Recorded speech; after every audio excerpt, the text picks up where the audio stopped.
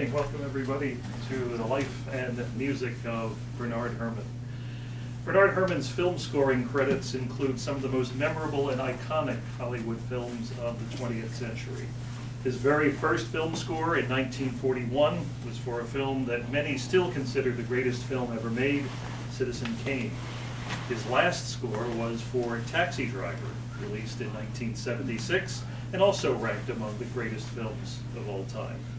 In between came scores to The Day the Earth Stood Still, Fahrenheit 451, and such classic Alfred Hitchcock films as Vertigo, Psycho, and North by Northwest, just to name a few. Actually, absolutely thrilled to have with us tonight Dorothy Herrmann, the composer's daughter, who is a published author and biographer in her own right, and is just who happens to live nearby in Philadelphia. Tonight she'll introduce us to this legendary Oscar-winning film composer and the man that she called father. Please give a warm welcome now to Miss Dorothy Herrmann. Thank you everyone for coming out this evening. The program is going to have several parts. The first part will be this documentary called Bernard Herrmann, Music for the Movies. I am the face on the cutting room floor. I'm not in it.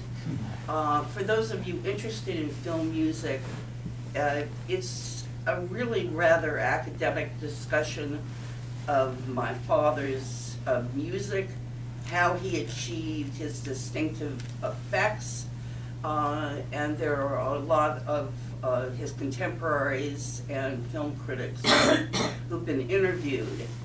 After that's over, or we're going to just show part of it, then I'm going to discuss my father from a personal point of view, not from a musical point of view. And then the third part will be questions from the audience, and that's my favorite part. I always like to answer questions. So any questions that you might have, please feel free to ask. You know, I was just thinking before we begin the documentary that there have been really very few films that have been made without music. Here are a few of them. Rope, Alfred Hitchcock. That has no music in it. Network doesn't have any music in it. The Defiant Ones. But most movies need sound. Now my father did a picture for Hitchcock where he was called The Birds. That didn't have any music, but it had an electronic score. And also No Country for Old Men. That had sounds in it, so to substitute for the music. So as we'll see from this documentary, that film is very heavily dependent on music. And if you've ever seen a film without music that hasn't been very tightly and expertly edited, you're going to see that it's kind of boring. It's just shots of, you know, people walking to cars and opening the door, and so the film composer really contributes a lot and really makes you feel he is almost, his music is almost a character in the film, and he also, it's part of his job to let you know what the characters are really thinking by the use of music. And if a film score is inappropriate, and sometimes they are, then that can really just ruin the whole score. I mean, if it's very lighthearted and comedic, then that's not very good for a suspense thriller. So without further ado, why don't we take a look at Bernard Herrmann, Music for the Movies. Okay, thank you.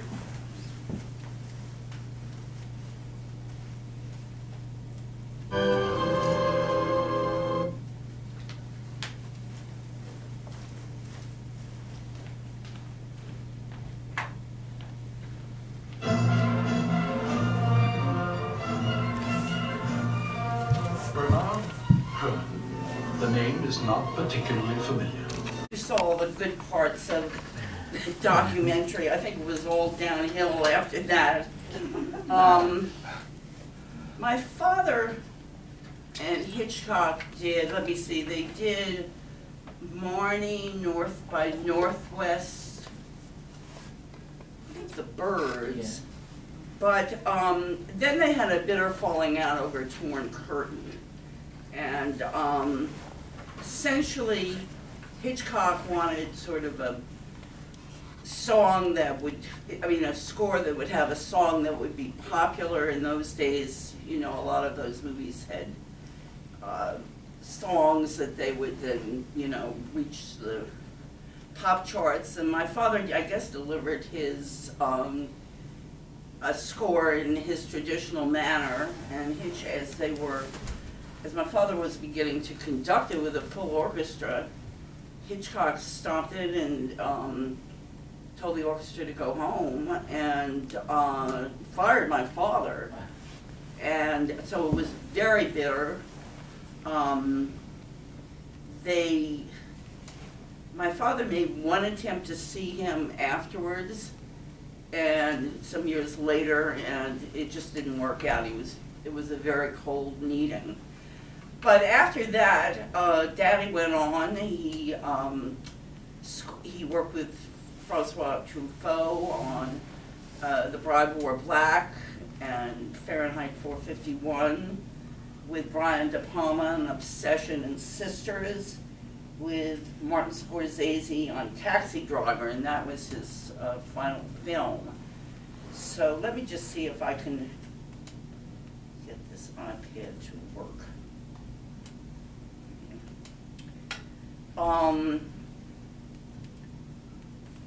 Seeing this documentary, and I've seen it many, many times, always brings back a lot of memories for me, and especially of spending summers in the late 50s, no, the early 50s to the early 60s with my father and my stepmother in California. And my parents were divorced in 1948.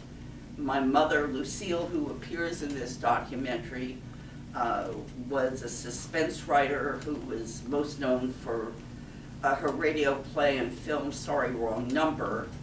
And after their divorce, I spent 9 months of the year living with her and my stepfather in Arlington, Virginia. And then my sister Wendy and I would go out to California and spend 3 months with my father during the summers. And I think I can sort of trace the history of aviation during those visits, because we first went out where there were no nonstop flights. So we would land in Chicago in the middle of the night, and Daddy would have to buy us, well, restock our comic books. And then, of course, there were nonstops, and then finally the jet engine planes. And the service, I'm always reminded of it when I fly now, is that they served lobster bisque, hand-carved roast beef. So we would go out and spend 3 months, and one of the high points of those summers was to go to the studio. And at that time, Daddy did a lot of work with 20th Century Fox. So we would go, and he would sort of forget that we were there and wander off, and we would be left to explore the back lot by ourselves. And in those days, it was really a wonderful experience, because there was everything on that back lot. There was a street in Baltimore covered with snow. Then you turn a corner, and there would be a Roman building, and then there would be, of course, naturally a Wild West, a town out of the Wild West, and they had a lake with a paddle boat, and so I mean everything that you could possibly imagine was on that back lot. And the high point for us, of course, was going to the commissary, when in those days they would film maybe 4 or 5 pictures simultaneously. So all the actors in costume would come in their costumes, and you would never know who would show up. You know, Marilyn Monroe, Richard Widmark, but then we had to spend a lot of time in the dubbing room, and that was where all the tracks of the picture were mixed, and it was made sure that all the sound levels were correct and that everything, the dubbing, that the actors were saying the right lines, and this was very boring. It would take them a whole morning to do one reel, and then play it over and over and over again. So because so much work went into making this all of this perfect, it really wasn't surprising that sometime later my father took me to a screening of Five Fingers with James Mason at a movie theater in Arlington, Virginia. And shortly after the film began, he said, "This sound is horribly low. I can't hear anybody. I can't hear Mason. I can't hear my music. I'm going to do something about it." So he jumps up and goes to the projection booth, and I hear this sound of loud voices coming from the projection booth. So Daddy comes back to his seat. He said, "I've straightened it out." All of a sudden, James Mason, I'm do this because you'll be deafened by it. James Mason in mid-sentence goes from, and he's full volume. The projectionist just yanked the sound up and ratcheted it up to about, I don't know what level. And everybody covered their ears, and it was deafening. And then because we couldn't, I mean, it was just horrible. They left the theater, and we did too. So Daddy got its come up from that. But I knew from a very early age that my father lived and breathed music. I mean, he was terrible. He would go to somebody else's concert and begin conducting from his seat. And then he would like to, in the evenings, he would have a recording, maybe 7 different recordings of a work by a famous composer, and he would like to point out the differences of each conductor's style in conducting this famous work. But one of the records that I do remember that he had was a private recording of Arturo Toscanini hurling a chair at somebody who had, a violinist who had dared to play a wrong note. And although my father could be very tough on his musicians, I don't think he ever resorted to physical violence. Although once somebody told me that, and this was during the Second World War, that my father said to them very suspiciously, "I think there is a fascist element in the woodwinds." So,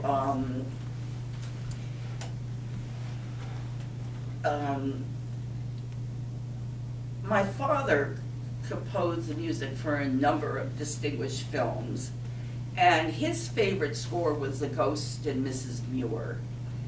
And that was his absolute favorite, and I wish that film would be shown more often on the big screen, because so many people do love it. It's one of my favorite too. However, I think my favorite of his film scores has been Vertigo.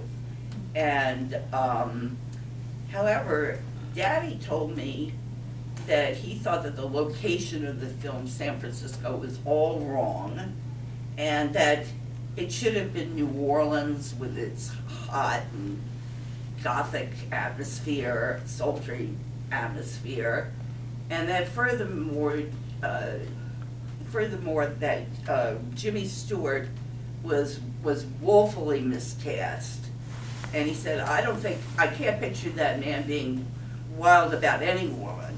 And in his opinion, it should have been Charles Boyer who played Stewart's role. Well, thank goodness that he didn't get the casting decisions on Hitchcock's films. Although I must agree, we once had a discussion on Facebook that went on for about a week. A lot of people did think that Stewart was miscast in the role of the detective, but we couldn't think of anybody else to play him. That was the problem.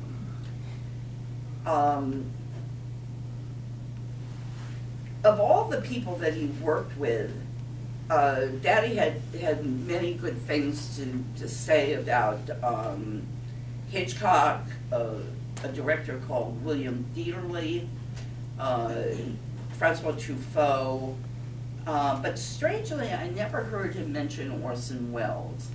I don't think they had a falling out. He just never talked about Orson, and I really don't know why. The work that was the most meaningful to my father, though, was his opera Wuthering Heights. And sadly, it was never produced in his lifetime, mainly because he wouldn't let anyone touch it. I mean, he wouldn't let it be cut, and he wouldn't listen to any other suggestions about it. However, in I think around 1982, it received its world premiere from the Portland Opera Company. My mother had written the libretto, which was based on the novel by Emily Bronte. And after we saw the opera, we both agreed that it should have been severely cut. And unfortunately, the director of the opera company had made some ill-advised cuts, and what was worse is he tacked on a new and we thought an inappropriate ending. And during his lifetime, Daddy loved to play the opera for people, and he would sing all the parts. I mean, it would be Heathcliff, Kathy, Isabel, and even Linton in this croupy, wavering voice.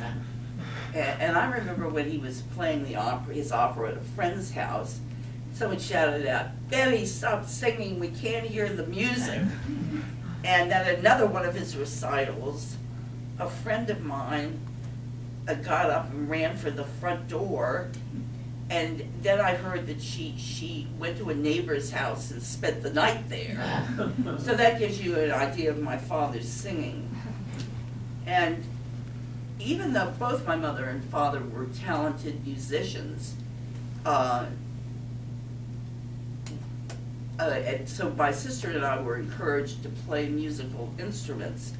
And my sister Wendy played the violin, and I played the piano very badly. I had no sense of time. And all of my piano teachers would ask me, "Doesn't your horrible sense of time bother your father?" And I said, "No, it doesn't bother him at all," and it didn't.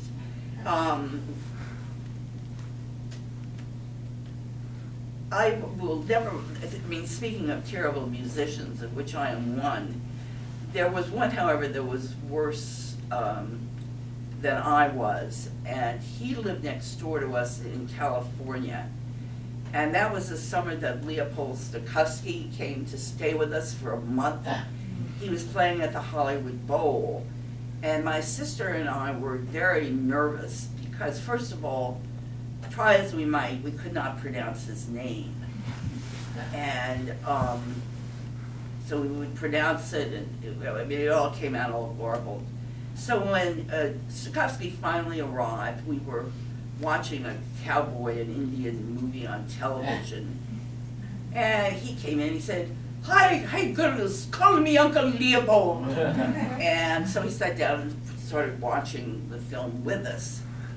And several days later, when my father and stepmother were out of the house, he said, "Girls, I have a supreme treat for you. I'm going to make you lunch." So his idea of lunch was to empty all of the leftovers in my stepmother's refrigerator. And then I think pour about a half a cup of curry powder on it. So we took this lunch down to the pool. My sister came down, she said, "Ooh, what is that rancid smell? It smells like horrible, spoiled Sunday in oil. I said, shh. So Uncle Leopold kept giving us more salad, and I took mine off to a side hoping to dump it. But he caught me, and so I had to then, he said, oh, you like my salad so much, have some more. So, getting back to the musician, this poor musician played some type of wind instrument every evening at about 5:30, which was just the time that my father and Uncle Leopold took their evening swim. And he would play, and they would listen, and every evening they would look at one another and shake their head. They'd say, do you think you'll ever get any better? And they would shake their heads and say, no. And I mean, this poor man, he had no idea who was listening to him play, and it's probably just as well. But Daddy adored animals, and he always used to say, someone has to take them in. When he adopted yet another stray animal. And he adopted his beloved dog, Twilight, who you saw in one of those clips around his pool, after he found her wandering on the set for Twilight Zone. And then he also lavished his love and care on many abandoned alley cats. And before he moved permanently to London in the 1970s, he encouraged the squirrels to inhabit his ancient, unused Packard convertible. And I have to say a few words about Daddy's cars. First of all, he had three. He had the Packard, which was a 1941 green convertible. And it had huge running boards, bumpers. It didn't have, of course, any adjustable seats. You reached the headlight with your foot. I always drove it, so that meant I had to take all the pillows off of my bed so that I could reach the pedals. But we always took this car on trips. Even though my father had a British car called an Elvis, which was very gorgeous. It was a two-tone sedan, and he had a second engine for it in case the first engine died, but that didn't seem possible since my father never drove the car. He just simply liked to look at it. And then my stepmother had a green Thunderbird, but that only would seat two, maybe three people at the most. So we would go and take the Packard on all of these trips. And I remember once we were in Lone Pine, California, in the middle, not around 11 o'clock when the car died in the desert. And we spent a week in Lone Pines because they had to find a fuel pump for a 1941 Packard, and it wasn't easy. And I, though, got used to driving the Packard. That was the Packard that I learned to drive in, and but I almost destroyed it one evening. I went into Westwood. We lived in the San Fernando Valley, and I went to Westwood to see the original Invasion of the Body Snatchers with Kevin McCarthy and Dana Winters. And after my friend and I got out of the theater, we inspected each other's trunks for pods.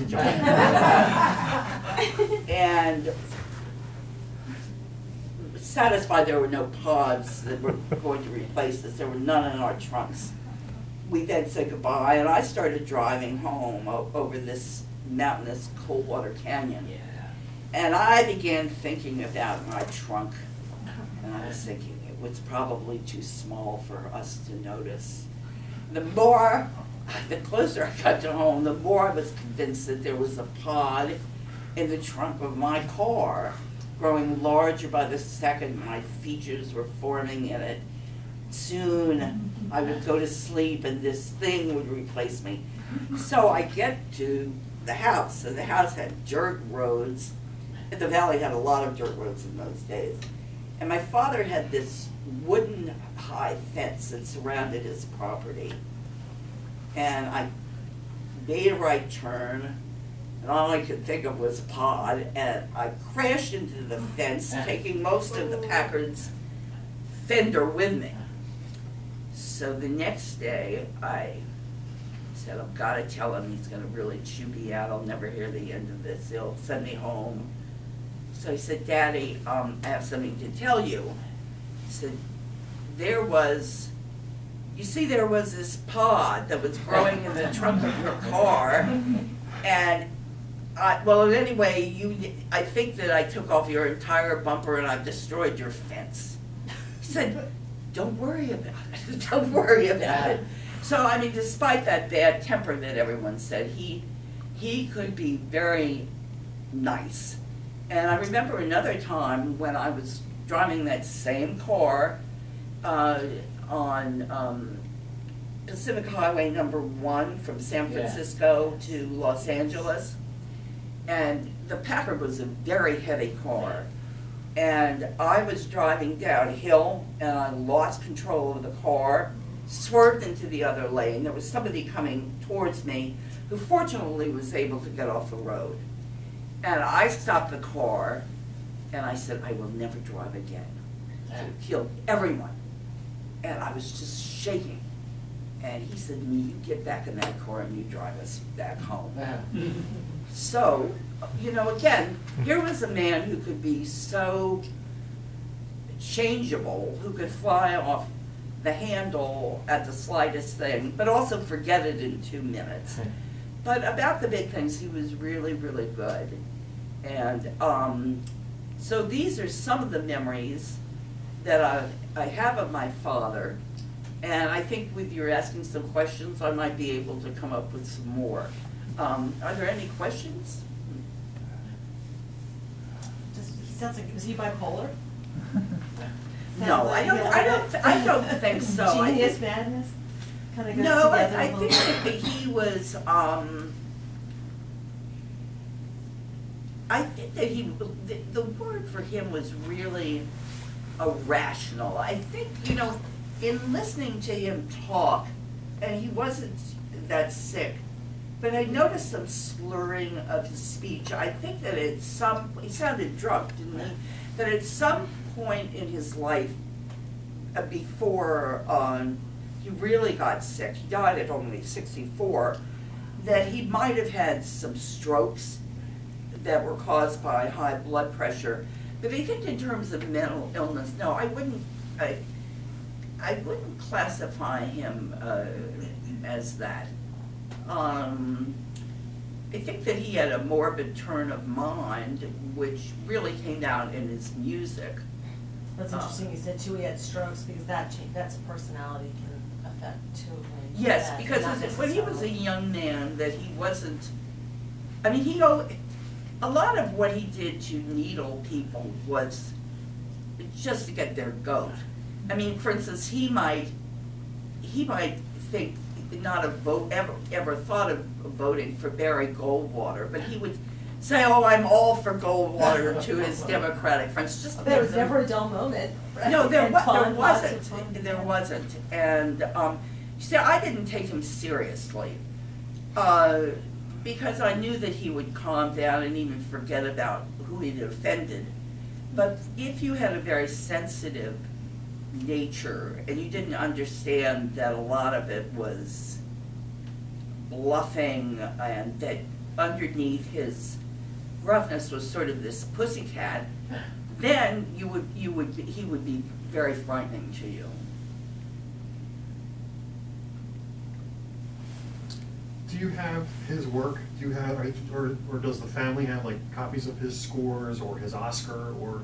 So I personally own his Oscar, which he won for All That Money Can Buy, or The Devil and Daniel Webster, and he gave that to me when I was 14, and some years later I showed it to him, and he seemed surprised. I mean, I think he'd forgotten that he'd ever won it.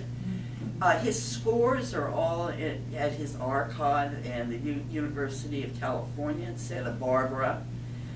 With the exception of the score for The Ghost of Mrs. Muir, that's privately owned by one of the daughters of his brother. Oh, I have to tell you a funny story about Daddy and The Exorcist. Who was the director of The Exorcist? William Friedkin. Okay.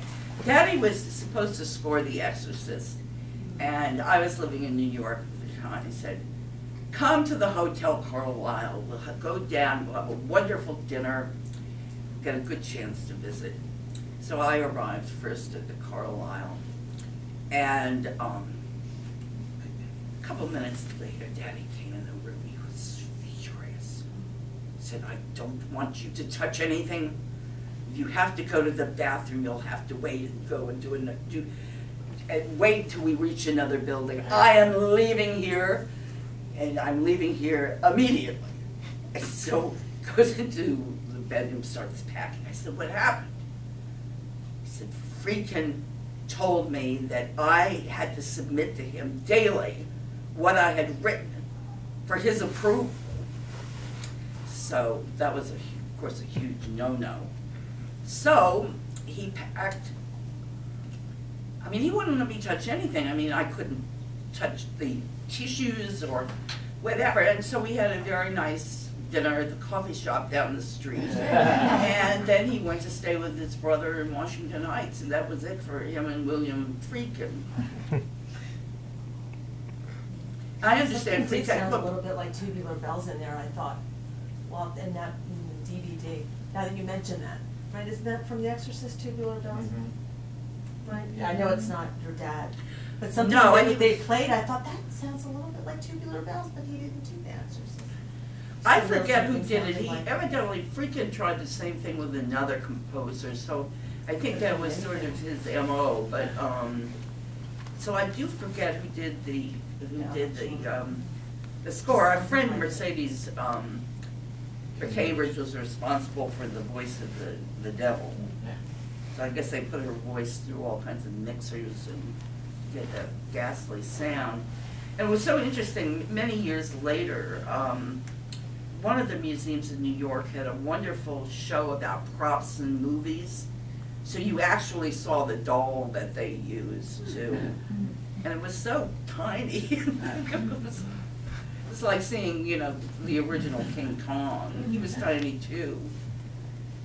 So any other thing you would like to ask? Yes? Was your father in any way impacted by the McCarthy hearings? Was he involved, or did he have any friends? No, he wasn't. He was not a political person. He really was a fan, a total Anglophile, especially of 18th century England. So I think, he, as far as his politics went, it would be whether he'd be a Whig or a Tory. And so none of his friends were, although some of them were left-leaning. And but I don't recall that it really impacted anybody that we knew at that time. Thank you. Yes. Yeah, I remember reading that Stephen Sondheim said that when he was about 15, he wrote a fan letter to your father. Yes, I don't know if he ever answered him, although he was good about. Now, the Sondheim claimed that he did answer him. Oh, he did. Well, I know that Sondheim, I think, claimed that his music, Daddy's music, was a great influence on. Well, I can hear it in Sweeney Todd. Yes. Certainly. Yes. You said that the music for Vertigo was your favorite. Could you explain, elaborate on that? Well, I think that first of all, there's very little dialogue in Vertigo. And Hitchcock was, I think, as Daddy said in this, he said, "Reel 3 is for you." That both Orson Welles and Hitchcock had Daddy on the set, which is very unusual. So as these films were being made, Citizen Kane and soon The Magnificent Ambersons, and then Vertigo, that they would discuss as the scene was being shot, how much music would be in it. And Vertigo, I think, is so compelling because of its photography and its mood, and then these wonderful themes, the sort of spiral, the unending spiral. And then I particularly like Carlotta's theme with that's a dead, insane grandmother with the castanets. And I think that film is so hypnotic in its use of music and the image. Of course, today there's one thing, if it were to be done over, I would suggest that Jimmy Stewart not be wearing a hat everywhere. He's driving around with a hat. But that, as I said, is my favorite. Although, as I said, my father's was the Ghost of Mrs. Muir. Interestingly, what's happening with a lot of symphony orchestras, I've been asked to be a guest with several of them, is that major symphony orchestras are now doing a lot of films, classic films, including Hitchcock's, with a live orchestra accompaniment. I was just out with the Chicago Symphony Orchestra where they did a live accompaniment to North by Northwest. I've done Psycho. I understand the New York Philharmonic will be doing Psycho this fall, and that the Philadelphia Orchestra is going to start doing them. It's always surprising to me when I go to these what money makers they are, because there are 2,000 or 3,000 people in the audience, and so I think that most symphonies have thought, well, why not start a subscription series? And it is fun to see these movies with live accompaniment. The Philadelphia Orchestra did Fantasia about 5 years ago with Leopold Stokowski. Oh, that's a wonderful film. Conducting in the film. That was exciting because he conducted the Philadelphia Yes, he Orchestra did. for the movie. He did. Uncle Leopold. You just mentioned movies without scores. Roma was a recent one that I don't think Roma had any music. You're right. I love that. It That was a wonderful film. But no music, right? No, there are a few of them that have been made, although interestingly more foreign films have been made without music than English ones, or with English-speaking language films, American and.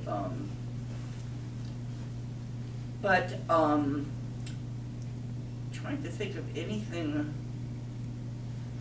else. I think my father would be thrilled by his fame today, because that was not the case when he died in 1975, and he's just gotten, I think, more and more famous as the years have gone by. There's a large group of people that are part of the Bernard Herrmann Society on Facebook, and they debate all the merits of the various recordings and everything. So I think that he would be very pleased. Were there any projects you're aware of that didn't come his way that he wished had? I mean, would he have liked to have scored Ben-Hur or In the Heat of the Night? I think that he turned down Laura. I mean, Dave Braxton got that, but I think that Dave was better suited to that movie. I know that when he died, there were a lot of projects that were lined up. Of course, I think. Did he pass suddenly? Well, I mean, anybody who knew him at the end would say no, but yes, I mean, he died of a heart attack, but he was finishing conducting Taxi Driver in Los Angeles. And, but I think that he was supposed to do the 7% Solution, and another De Palma film. So he had work lined up for him. Well, if there are no more questions, you have been a very good audience, and I thank you again for spending the evening with me and with Bernard Herrmann.